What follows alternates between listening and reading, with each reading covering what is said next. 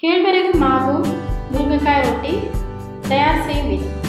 First pan சூடாக்கி நிலக்கடலை, காய்ந்த மிளகாய், எள்ளு போட்டு நல்லா வறுத்துட்டு பொடித்து வைங்க.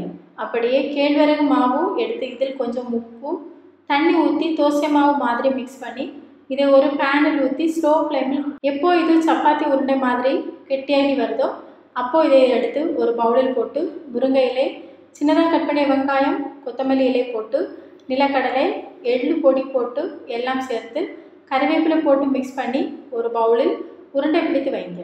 இனி இதை ஒரு மஸ்லின் கிளாத்தில் இதே மாதிரி பரப்பி வைத்து தோசை பேன் மேலே வைத்து சூடாக்கி 2 சைடு திருப்பி போட்டு வேக வைங்க. இதை கொத்தமல்லி பச்சடி கூட வைத்து டேஸ்ட் பண்ணுங்க. வெரி டேஸ்டி கேழ்வரகு மாவு முருங்கைக்காய் ரொட்டி ரெடி.